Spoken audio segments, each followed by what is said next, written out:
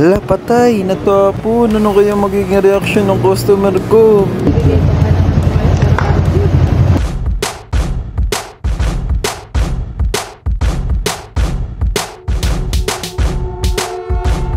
Good morning sa inyo mga kainsing. So dito sa video na to mga kainsing, kung makikita nyo, hawak ko na yung kape. No, nasa box ko yan mga kainsing, no. Nung nakita ko, natapon na yung kape mga kainsing, no. At hindi ko alam na kape pala ang laman yan mga kainsing. Akala ko fries yung laman niya. So ayan, tinan nyo, nilagay ko siya ulit ng maayos doon sa aking box para hindi na siya matapon.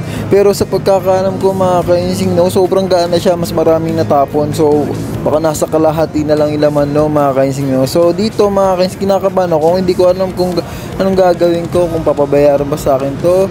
So syempre maghihingi ako ng pasensya na natapon, no. Basta maayos lang yung pakipag-usap mo mga kainsing, no.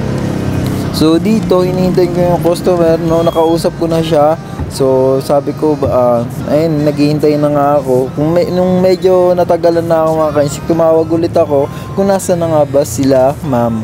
So dito ayun nga, naghihintay ako, na kinakabahan. Ano ba yan?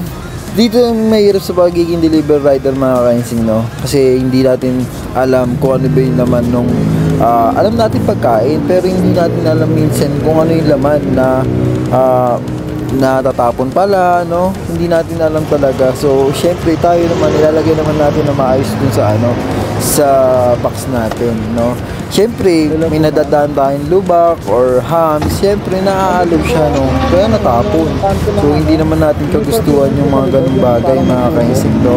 So doble ingat na lang ulit, lesson learned sa atin, na syempre tanong na natin sa bawat pipick upan natin kung ano ba talaga yung laman nung box na yon, no, kasi hindi natin alam, natatapon na. So dito ay nga, nasa kabila nga daw sila ma'am, natawagan ko na. So pupuntahan natin, nagtanong pa nga tayo kay Kuyang Guard kung sa kabila. So kala ko dyan naman sa harap. So ayan, nagtanong muna kay Kuyang Guard, sabi niya sa gilid. Ayan, sa gilid daw.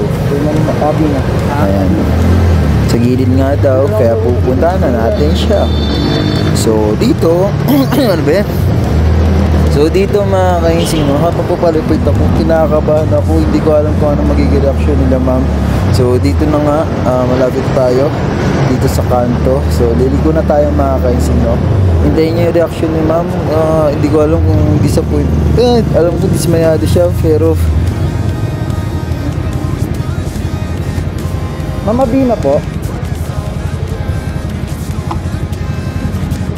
Ang sorry yung yung kape na dito po. Okay lang po, magigit. Magigit po kasi. Wait lang po.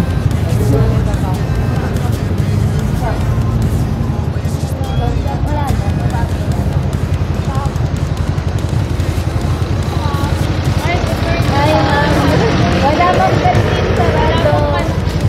Opo. Dito ito.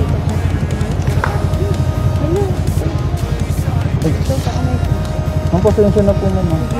Sige po, pasensya na po.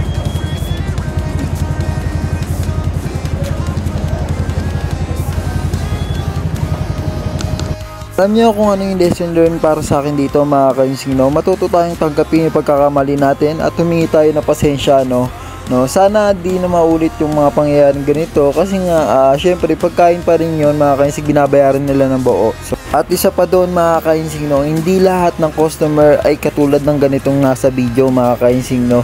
Karamihan sa mga customer, no, pinapabayaran, syempre natapon di ba?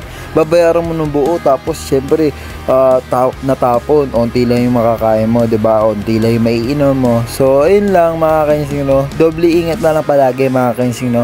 Pasensya na ulit sa mga ganitong customer. Maraming salamat sa inyo sa pag-unawa pa rin. So sana hindi na maulit to. So ayun lang mga kainsing, no, dito na natapos ang video na to mga kainsing, no. Kung kaya ko, kaya nyo rin mga kainsing, no. Walang imposible sa taong may pangarap mga kainsing to. Pakipalo na rin ako mga kainsing. Maraming salamat. Bye bye.